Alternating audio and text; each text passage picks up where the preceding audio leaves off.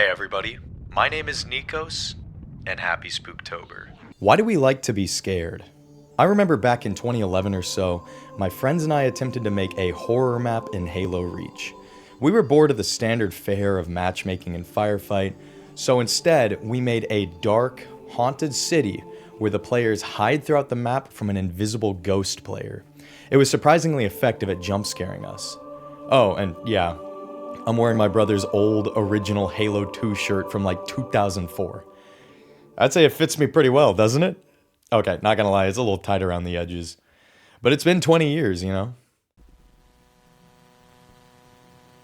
With the introduction of the Steam Workshop, Halo could be an effective vehicle for horror content. In fact, it has been used for just that purpose. But shockingly, not as much as I or others would have possibly hoped or imagined. Halo Custom Edition and Halo 2 Vista catered to a niche PC community before the Master Chief Collection dropped on Steam. This fostered a small but loyal modding community that remained into the mid-2010s. Infamous horror maps that tested the waters of bringing new frights to Halo were created.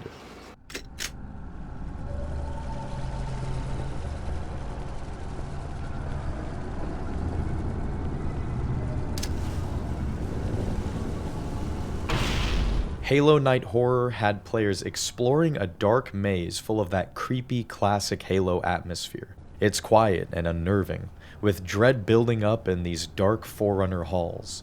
Invisible elites chase the player, and on death, a cheesy jump scare of the Rake would flashbang players. In 2014, a new forum post was submitted to halomaps.org. It contained a link to a map called Chamber. This is the most infamous of the Halo Custom Edition horror maps. It leans heavily into the creepy aesthetic of the first Halo game, mixing in jump scares and paranoia that makes the player feel like they're being watched. The map has a massive alien forest soaked in the darkness of midnight that really draws into that essence of Halo Combat Evolved's eerie and oftentimes creepy nature. But this map was only just an experiment, and it scratches the surface at what could be. After playing it, it oddly had me wanting more. Maybe a flood horror game, or some other sort of freaky classic Halo experience. Much of the American Halo audience has no idea about these maps completely, which makes me feel uniquely blessed to inform y'all about this really obscure and oftentimes strange side of Halo Combat Evolved. The Master Chief Collection dropped, and we got one final horror map in 2023, Chiron Maze. This one gave me the heebie-jeebies a little. The look and feel of Combat Evolved is here. It's a simple map with not much depth to it. And Chiron Maze, yeah, you got that right. You'll be wandering in the dark for hours looking for an exit, unable to find a way out. Pretty sure I was running in circles on this map. Tension builds as you learn you're not all alone here. All in all, the scary maze concept reminds me of Sad Satan.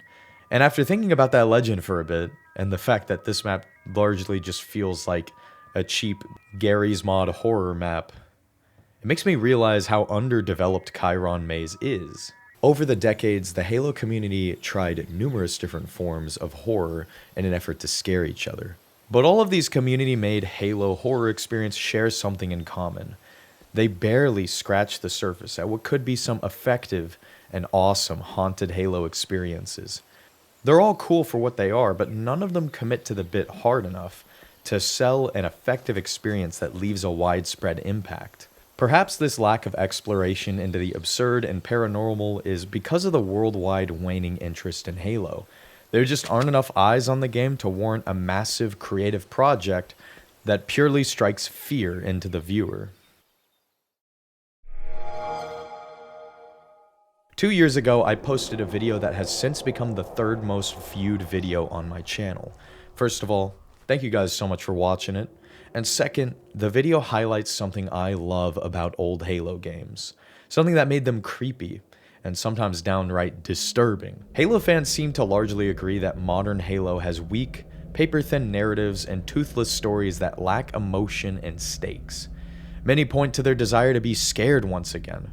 They wish for the days of the mature rating, full of body horror, gore, and intense violence that made the original Halo games so impactful. and the newer games feel bland and undesirable to many. This grit is a part of old Halo titles that I love, and I think it's time we revisit this topic. The previous video almost entirely focused on Halo Combat Evolved, so how about we visit the other games from the trilogy and explore what it is that scares us, and discover what is the greatest fear of them all. There's this dumb meme spreading of the Alice in Wonderland rabbit pointing to a stopwatch. In videos featuring it, it's usually accompanied by a guitar loop from an artist that went largely unrecognized for over 10 years. The meme isn't so much funny as it is satirical and depressingly existential, as it lightheartedly points out how we're all running out of time. Let's talk about that song though. New Computers by Girlfriends.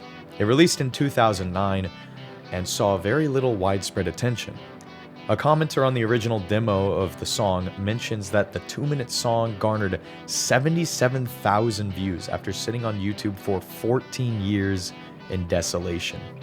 The artist had since stopped posting, likely moving on with their life, leaving this little project behind. But with the inception of this absurd meme, the song is now approaching 1 million views, and the artist has posted for the first time in over a decade. It really gets you thinking about existentialism. So where am I going with this? What is with this weird tangent? I remember when I was super young, I would replay Assault on the Control Room over and over and over again. Days repeated and things began to seem like a never-ending routine. But then something clicked when I was 8 or so. I realized that the convenience of this level select menu doesn't exist outside of video games. It's an obvious fact of life that you accept as an adult, and just pointing it out right now is a little ridiculous, but as a kid, having an existential crisis is kinda shocking. I realized that we can't go back. The story goes on. Mistakes, missed opportunities, and all. This revelation kind of freaked me out a bit as a kid. It was pretty depressing. I grew up with the advent of this new medium, the first-person shooter. You see, video games as a whole are more than entertainment to me. They're the final evolution of interactive art.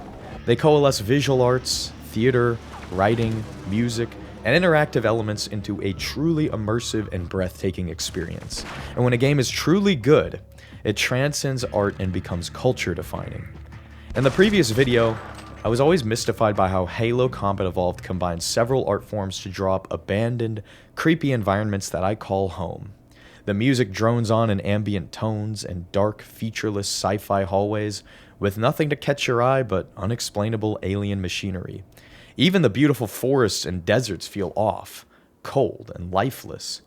And the main menu too feels desolate and warmly unsettling, especially when this song full of odd, digital instruments walks in. This odd little track is one of my favorites in the game. It's part of the library suite in the official soundtrack, but it's crammed into the main menu music here. It's creepy and sounds like a river of molasses or flowing viscous fluid. It's very trippy and otherworldly. It's cozy, but it's also kind of creepy. This ambient track embodies the tone and atmosphere that I've come to love in Halo Combat Evolved. Isolation in the middle of deep space. For some reason, it reminds me of those times in the late afternoon when the sky goes orange, and we're just left to hang out alone with our thoughts. That's probably because I usually heard this song after school around the late afternoon, but it's always a song that makes me think, leaves me to ponder a little. Old first-person shooters from the late 90s to 2000s just had this vibe to them. The sounds, music, and visuals all reeked of a simpler time. These games pushed limited graphical technology to the limit and immersed players in surreal, archaic worlds. These vistas and arenas entered a sort of uncanny valley, where they looked and sounded both real and artificial at the same time. They always had a feeling of, yeah, this is meant to be a realistic scene. I can understand what it's trying to show me here, but it just feels wrong. And I love this aesthetic.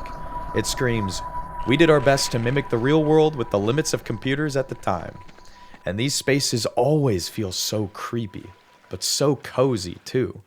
I remember in 2004, my brother and I were huddled up in the dark living room behind our CRT TV. Halo 2 blew us away.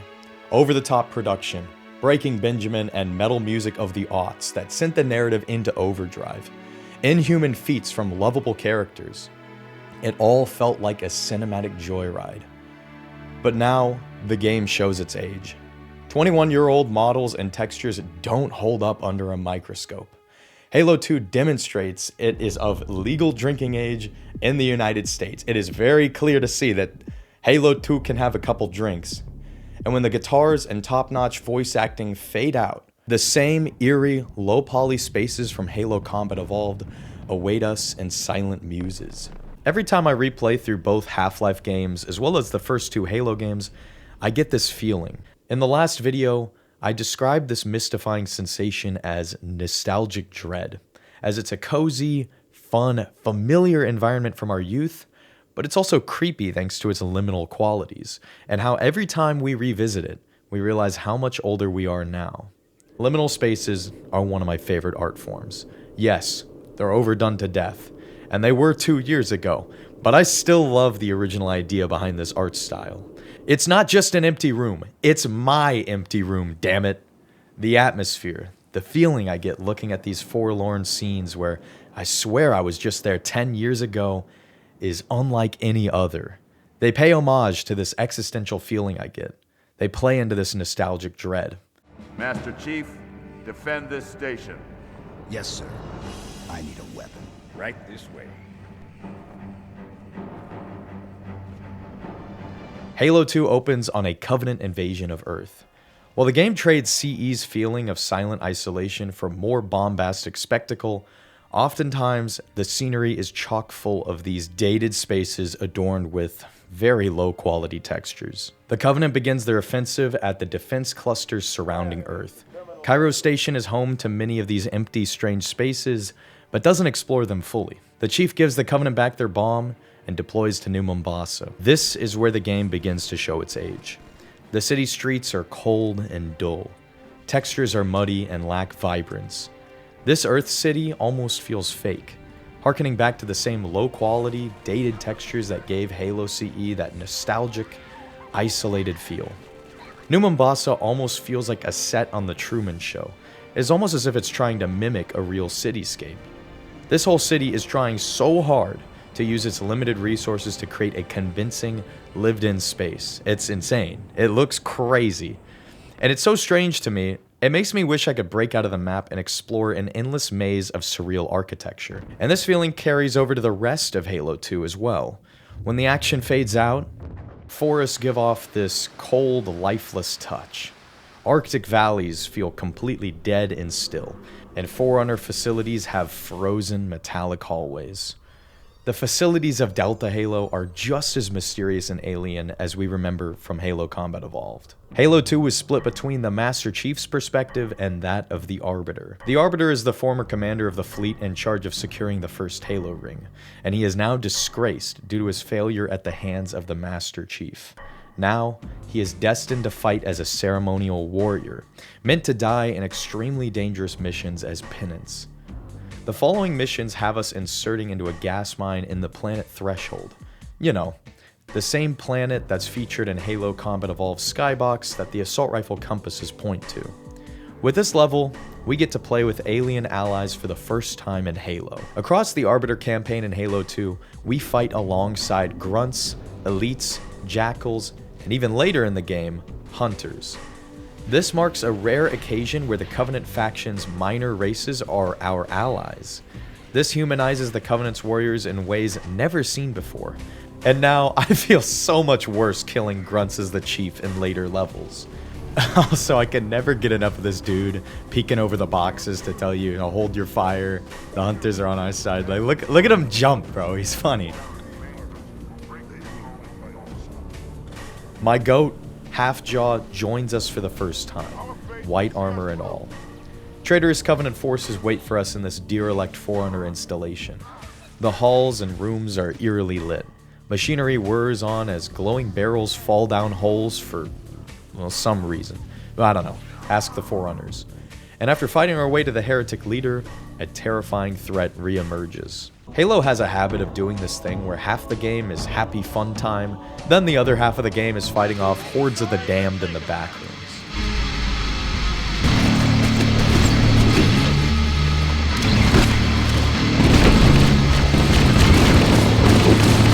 It genuinely makes me laugh how much whiplash there is in the first 3 Halo games, with the first game legitimately turning into a zombie survival game halfway through the story. But I love it. I love when Halo had horror elements, when it was rated M and blood and guts and body parts littered the floors.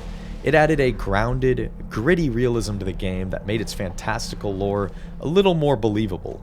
And as far as the Flood is concerned, the gore played into their disgusting body horror tropes. For as old as Combat Evolved is, it offers some disturbing gore details with the Flood. Look at him, he can't even hurt me, he's just a friend. He doesn't look very attractive. Oh my gosh, this game is gory. Holy shit. I just saw the inside of his head. Now that's fucking awesome. And Halo 2 doubled down and carried on this graphic nature.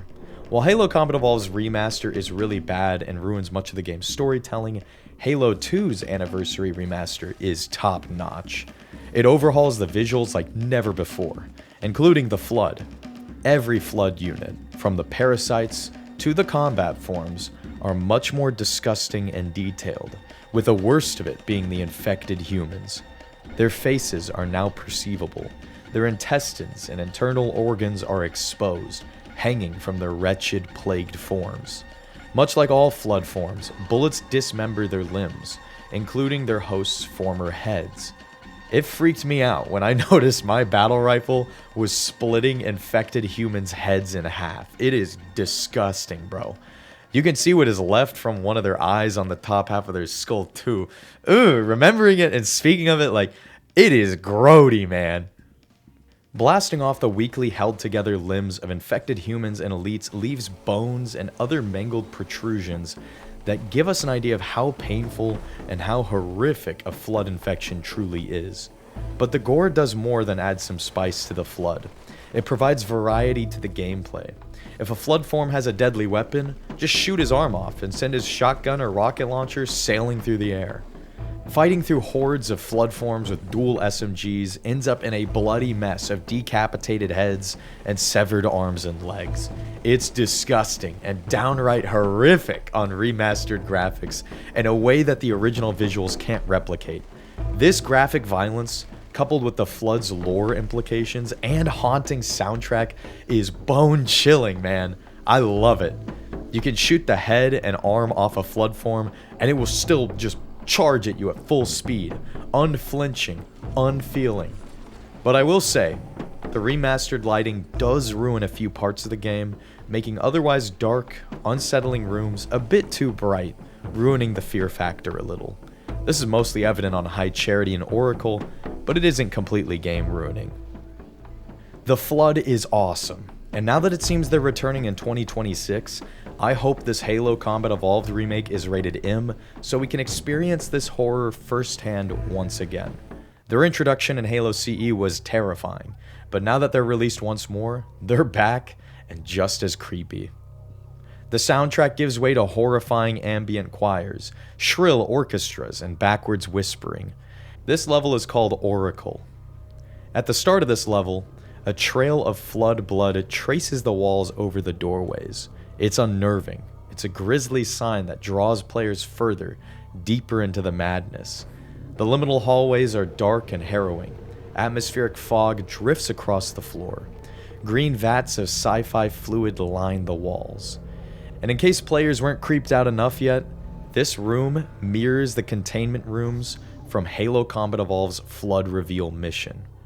This indicates that the Flood Reveal has come full circle. The visual design of this level gives off the vibes of a sickly hospital. The tile floor and sterile appearance full of diseased corpses and broken containment vats sells this atmosphere and makes it feel like a proper alien laboratory and containment facility. This is when Halo 2 trades Breaking Benjamin for horror, and I love it. The Flood is such an awesome enemy, dude. They are so metal. They mix up the gameplay and story of every level they take part in. Heretics fight off the parasite in desperate self-preservation. And now, the infection forms, also known as popcorn, can infect and control corpses of former enemies and allies. This gives the Flood further characterization through gameplay. This has the player frantically dismembering Flood corpses and puppy guarding bodies to stop them from getting back up again. While we're on the topic of this glorious flood, let's talk about Halo 3. The flood in Halo 3 is terrifying. When the flood first crashes into Africa, the reveal scene is harrowing. It sticks with me to this day. The marine horrifically transforming right in front of us. The palpitating soundtrack accompanying the endless hordes of the undead. Flood beings will occasionally utter insults to taunt the player, all at the same time.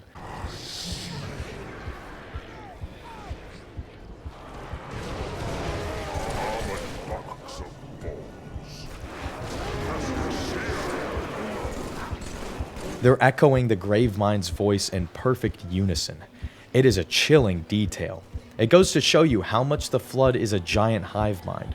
All former lives and memories of those infected are washed away as the flood consumes all, and strips the history, the very form and individuality from its host. Damn, I love the flood. And sadly, Halo 3 is the last game where we fight them face to face. I still wonder what could have happened if the flood weren't stopped by the elite's glassing of Africa. Perhaps they would have taken over the entire planet. There's your flood horror game pitch, Microsoft. Now go make it. The fans are willing to drop millions for a flood survival horror game where we play as a marine or something. We send the plagued facility in freefall, spelling doom to everything on board, catch up with a heretic leader, and meet 343 Guilty Spark once again. Ask the Oracle about Halo. How they would sacrifice us all for nothing. More questions? Splendid. I would be happy to assist you. The heretic gives us no chance to talk and attacks us, so we kill him, seize Guilty Spark, and evacuate. The Covenant ship commanded by the Prophet of Regret has jumped to another Halo ring, and the human ship, in amber clad, chases them there. The Chief is deployed with the legendary ODSTs for the first time and fights his way to the Prophet's hideout. This is the most beautiful part of Halo 2's campaign. It's a sunny, balmy mountain full of tanks and warthogs. It feels more real than Halo CE's forests, thanks to improved graphical fidelity, but still offers that flavor of old PC shooter game environments. For a sunny environment, the color palette is still pretty dull and cold, giving the outdoor sections the same slightly lifeless feel from the first game. We beat down the Prophet in the funniest boss fight of all time, and the Covenant glasses our position.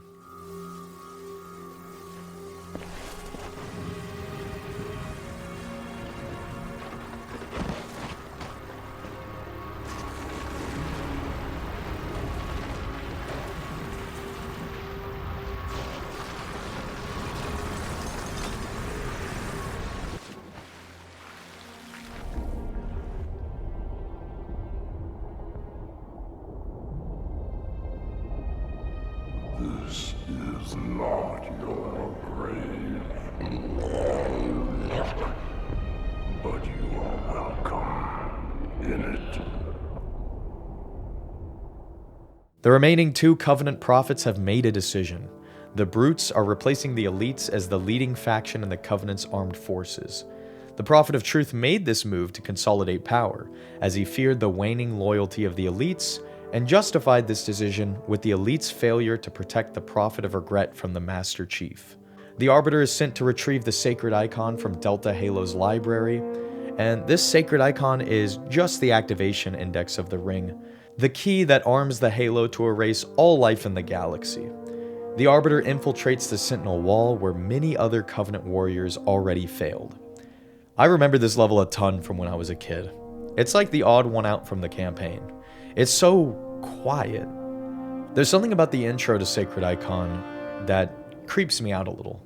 The gloomy skybox. The distance looks overcast and very dark and depressing. It's almost like foreshadowing that maybe what we're about to encounter ain't so friendly. You start out all alone, sneaking through metal catacombs when stragglers join you. First, a few grunts, then some jackals. These Covenant soldiers were likely left behind, survivors from the first Covenant attempts to breach the Sentinel Wall. Forerunner war machines meet you in these halls, which your Covenant plasma weapons make quick work of. There are practically endless numbers of these Sentinels spawning out of Sentinel generators on the walls that can be knocked out with some plasma grenades. But they're not just fighting the Covenant. As Marines and human forces have also deployed to race the Covenant to the Index. We break through the first Sentinel wall to see the shields of the wall fall in the sky, mirroring the northern lights. The silent air is adorned by a gloomy overcast and a delicate snowfall. This is cozy, and highlights the beauty of not just Delta Halo, but this entire game. This moment demonstrates that the atmosphere of Halo 2 is downright beautiful and entrancing. But the gloomy overcast implies that this is just a brief respite before we descend further into chaos. We've breached into the quarantine zone, and all hell breaks loose. But there's an odd detail here. Notice how all the Flood forms are reanimated humans using UNSC weapons? The Marines are beating the Covenant in their race to the Sacred Icon, and have already encountered the Flood before the Elites have. And this is what remains of many of their forces. Sacred Icon offers some of the creepiest parts of the game. A green fog drifts in, obscuring light. A mirror image of the previous Sentinel wall plays out. But now, we are truly alone, left to fend off the horrors of a fallen human battalion of soldiers. In the distance is a peculiar sight. This is the only scene in the franchise where human Marines are intentionally registered as hostile because they're on an opposite faction in all of Halo. Halfway through Sacred Icon, in the distance, we can see a small team of Marines holding out to the bitter end against the Flood. Somehow, we can even hear them over the radio, and these Marines are just barely ahead of us. Both the Covenant and the UNSC are closing in on the Index. I think it's awesome we get a chance to see the humans from an opposing point of view for once, but why, as the Arbiter, did we never get a chance to fight humans in-game? At long last, we reach the Arctic surface below. Half-Jaw gives the most badass alien pep talk of all time. We shall cut into the heart of this infestation, retrieve the icon, and burn any flood that stand in our way. The parasite is not to be trifled with. I hope you know what you're doing. And we're left to our devices. Find the Index, no matter the cost. Quarantine Zone. This level is controversial online. It's the black sheep of Halo 2. It's home to a lot of firsts, as well as a lot of awesome moments, but tons of people online hate this mission. The arguments state that it's poorly designed, or overly long, or boring, but maybe I'm just weird and am one of the few Quarantine Zone enjoyers. It's an all-out war. My beloved, the Spectre, the Covenant Warthog, makes its first appearance here. Seriously, bring back the Spectre, like what are we doing, Halo Studios? Although we play as the Arbiter from a Covenant perspective for half the game, we never fight a single human in the entire story outside of a cutscene. But we do fight against their vehicles? How?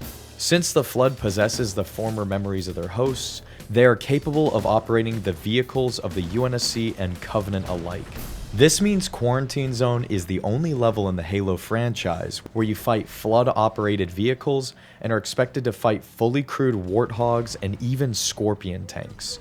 The environment in this mission is very reminiscent of 2 Betrayals, a nighttime snow level with beautiful white vistas and bottomless glowing pits of mysterious blue light. There's not a tree in sight, it's a fairly hostile landscape, and in the distance is the towering structure of the library, ominously overlooking the whole battlefield. There are whole stretches of this mission spent completely alone with the Flood, and tons of open space to just wander in silence. I get that same feeling of isolation that I felt from the first game on Quarantine Zone.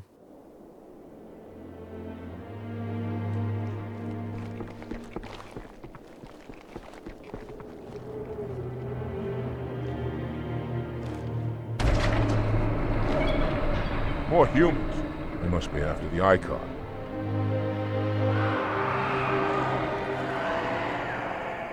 On your way, Arbiter. I'll deal with these beasts.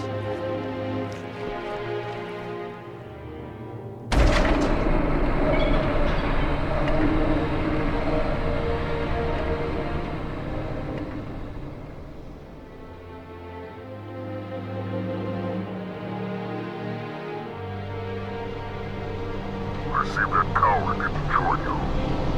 I'll do what I can to keep the flood off your back.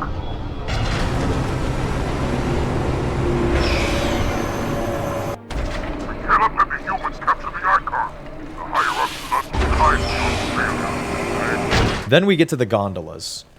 Okay, now I get the criticisms. This gondola section is padding. It's absurdly long and boring, but it ends with a taste of deja vu. Halo is full of these deja vu moments. Key story beats return in future games that make the stories go full circle. From the first game, we end the story in the wreckage of the ship from the first level. In Halo 3, we visit the control room from the first game of the trilogy's finale just to end the game on a warthog race, much like the finale of Halo Combat Evolved. Here, in Halo 2, we enter Delta Halo's library, and its wide, empty rooms are eerily familiar. It's a mirror of the library from the first game, with the index suspended in the center of the room. Gotcha.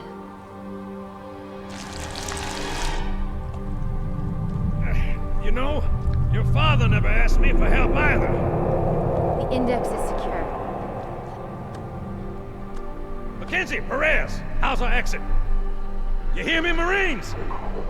We got trouble.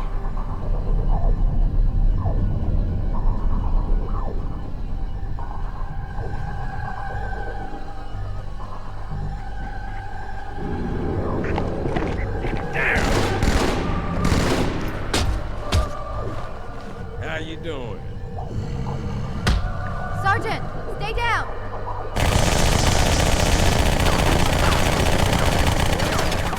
Johnson, you all right? Johnson!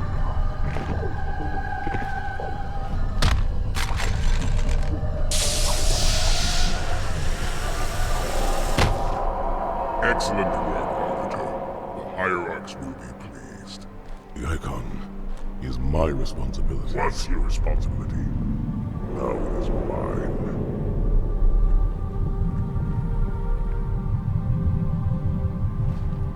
A bloody fate awaits you and the rest of your incompetent race.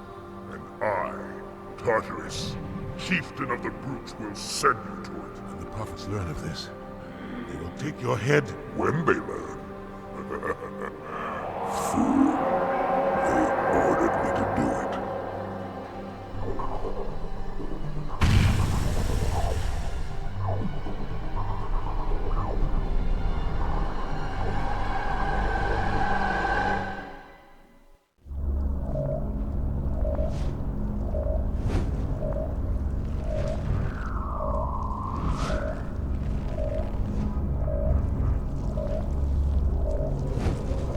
What is that? I am a monument to all your sins.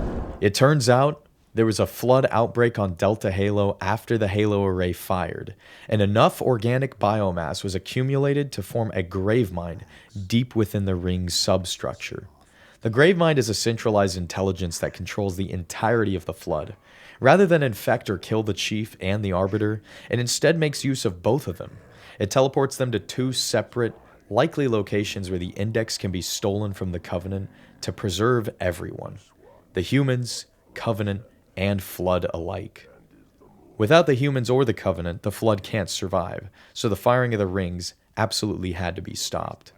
The Master Chief warps right into the heart of High Charity, the Covenant's ultra-massive, space-bound super city that houses almost 8 billion life forms from throughout the Covenant Empire. The great journey is nigh, and nothing, not even the Flood, can stop it. Boo.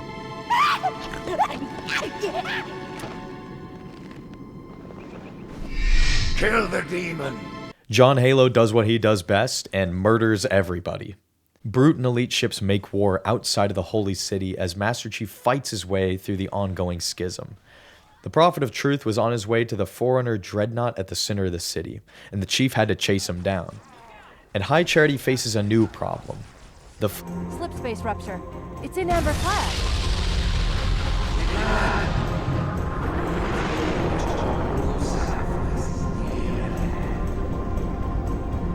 Hailing. No response. She's crashed into another tower ahead of our position. I'll keep trying to make contact, but I'm not registering any human vital signs. The Flood infected the entire crew of the Amber Clad and sent the ship on a collision course with the inside of the city. Halo 2 does not do justice how truly terrifying this development is. The Flood has entered High Charity. This one moment spelled doom for the entire city. The lives of 8 billion Covenant civilians, already threatened by civil war, was about to get a whole hell of a lot worse. Meanwhile, the Arbiter arrives at the control room to witness a tragedy. The Brutes attacked the Elites and both sides began killing each other. The Covenant has been fractured galaxy-wide. Truth tried to assume absolute power and eject the Elites from the Covenant, and this decision would ultimately be his downfall. We pick up the pieces and fight our way through the Brutes, liberating imprisoned rebels and reuniting with Halfjaw.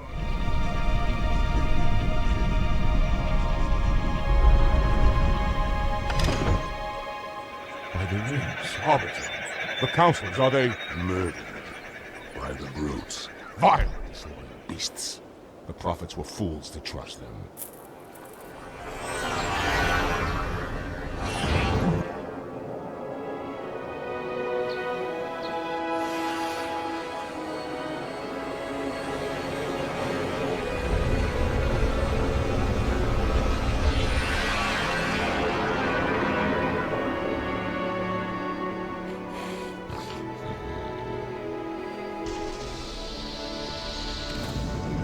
Your pal.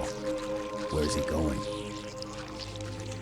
To finish what was started. And this time, none of you will be left behind.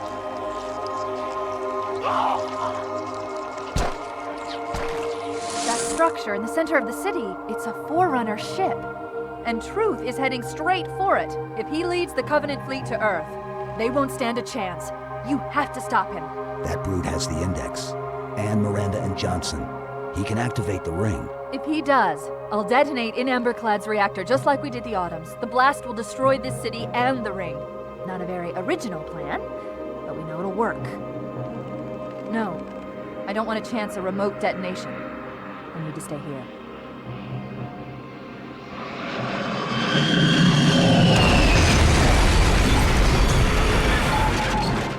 Back on High Charity, the Flood used human dropships aboard the Amberclad to deploy itself throughout the entirety of High Charity. And this is the creepiest section of the entire game. The Flood is on full display in this mission. As you progress, room by room, the city's systems begin failing. Lighting shuts down, plunging purple corridors into absolute darkness. Flood-possessed corpses lurk these halls, shuffling through the green fog we saw in Sacred Icon. Flood biomass adorns the scenery as the parasite is rapidly spreading throughout the city, assimilating everything it touches. Fleshy masses coat the walls and floors of the mission, and these masses and the darkness both grow more intense and prevalent as we move room by room. It's almost like a story is being told in this mission, where you actively see the facility fall further and further into darkness and fall to the Flood. The Chief is actively witnessing the rapid spread of the Flood throughout just this one part of the city. Several of these rooms we fight in are featured in cutscenes throughout Halo 2. They were once full of life and the cheers of the Covenant, but are now plunged in complete darkness and corrupted by Flood matter. The soundtrack goes schizophrenic. It sounds genuinely creepy and unnerving here. This is owed to the bizarre instrumentation coupled with backwards whispering and chanting. There is something in this music that really does justice to how terrifying, ancient, and existential the threat of the Flood is. This ancient enemy is done absolute justice with this music. This part of the game steadily delves further and further into insanity as it goes along. And I love it. I love this horror tone that the first Halo games submersed themselves into so much. And the fact that the soundtrack, art design, and gameplay all work so well together to craft the Flood into this terrifying and interesting villain not only does justice to the story as a whole, but also makes them one of the most compelling factions in the entire franchise. There is a reason we love the Flood so much. They take the viewer, shake them out of their comfort zone, and make the game so much more memorable. And seeing these corrupted hallways has me imagining what it was like for those 8 billion souls throughout High Charity. First, panic and societal collapse from the schism. Second, the city plunges into darkness and city services begin failing.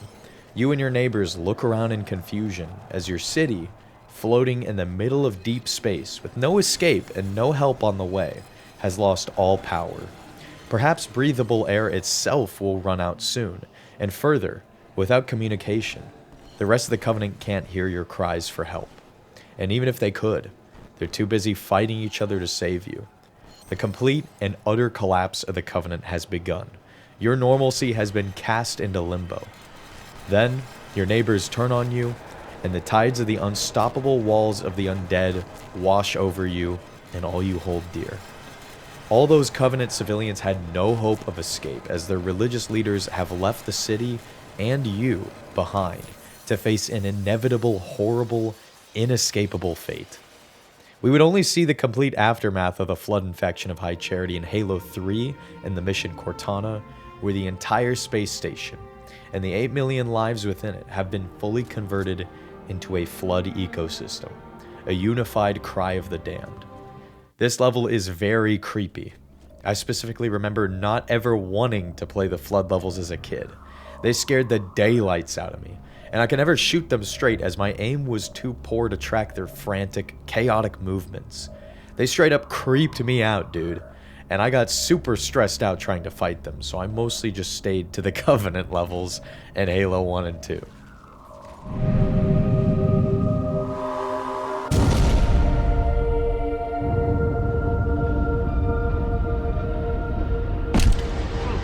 Get to Earth. Good luck. After I'm through with truth. Don't make a girl a promise. If you know you can't keep it.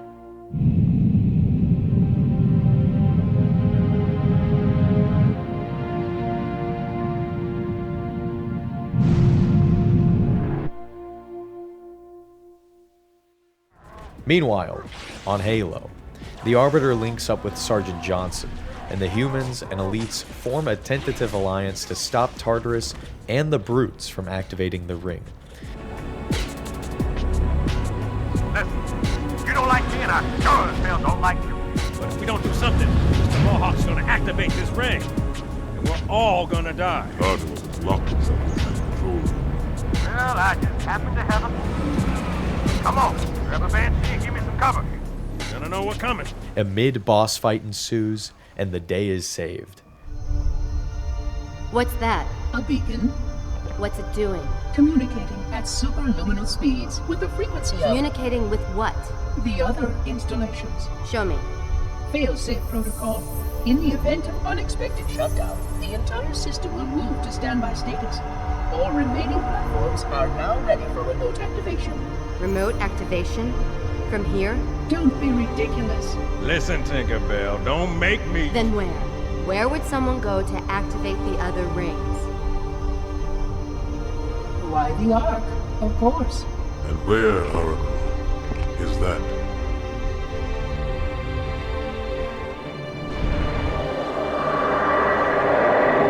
Got a new contact, unknown classification.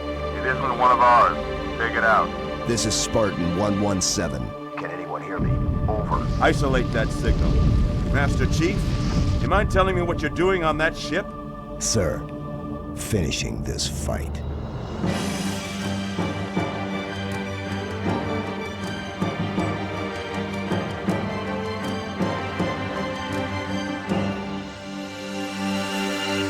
It goes without saying Halo 2's campaign is absolutely generational, but so is its multiplayer. Every map is iconic, and they all carry the ominous architecture from the campaign into their design. We visited the topic of liminal arenas from Combat Evolved in the previous video, and Halo 2 shares this aspect, but not to the same extreme, as levels are more detailed and feel a little less isolated than from the first game. Slayer. Still, the ambience is there, and some maps are creepier than others. Those that come to mind are Lockout, with Arctic Desolation that laid the groundwork for the haunted Halo 2 Ghost of Lockout myth. If you've seen my other videos, including the Halo Iceberg, you'd already know about the Ghost of Lockout, but this scared tons of players and a lot of gullible fans into believing that the Halo 2 servers they played on could have been haunted. Containment is lodged in the flood quarantine zone, with echoing, howling ambience that builds up a bleak, terrifying tone over this frozen valley.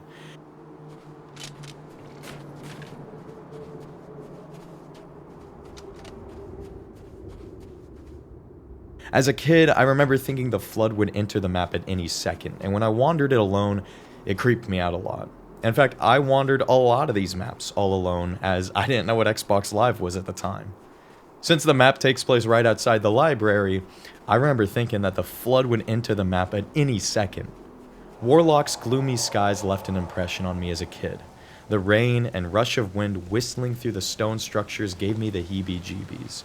But Backwash takes the cake. The mirror image of the swamp from 343 Guilty Spark. The original introduction of the flood. A map that surely haunted thousands of childhoods.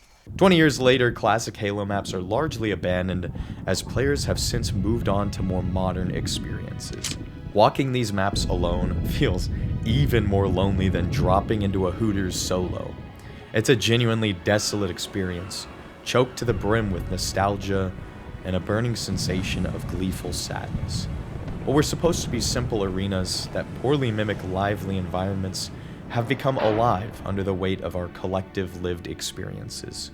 Walking them solo 20 years later has me thinking, where did the time go? I'm thankful to have grown up with Halo 2. Those times chilling around the TV with my family, me crying and raging because my brother hijacked my tank again. To be fair, it was a skill issue and I sucked. But I still wouldn't trade those moments. I loved Headlong and hopping on Slayer and doing base wars with my dad and my brother. We had some of the most fun you could possibly have as a kid. Now that that previous video is 2 years old, I'm painfully aware of the passage of time and how there's nothing I can do to slow it. Girlfriends' music finally received the recognition it deserves 16 years later. I couldn't think of a better song for such an existential viral sensation that reminds us how we're all running out of time. We all have the same 24 hours. Which leads me to this. How much time have you spent desperately clutching to the past, craving the return of the good old days that always seem to elude your grasp, banking your entire future on the joys of previous decades? Have you ever wanted to create something special, learn a new talent, be someone else entirely, live to the fullest in the modern era? My greatest fear is my inability to stop the passage of time. Now, this Halloween, I ask you, what's your greatest fear? And what would you do if you weren't afraid?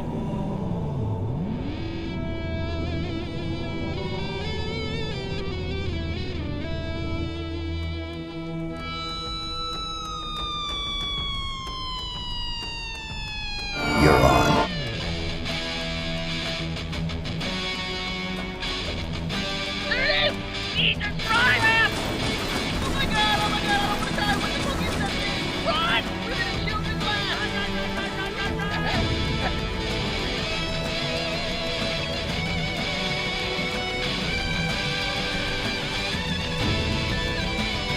A mysterious package was sent out, a jar of honey containing 9 letters that, when arranged properly, spelled out "I love bees."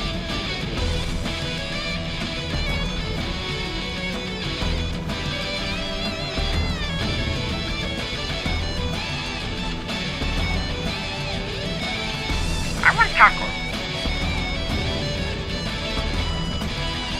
Burn any flood that stand in our way. Parasite is not to describe.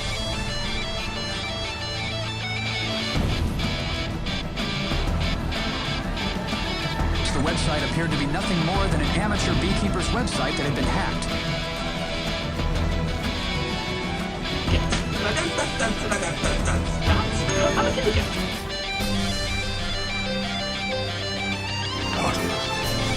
The prophets have betrayed us.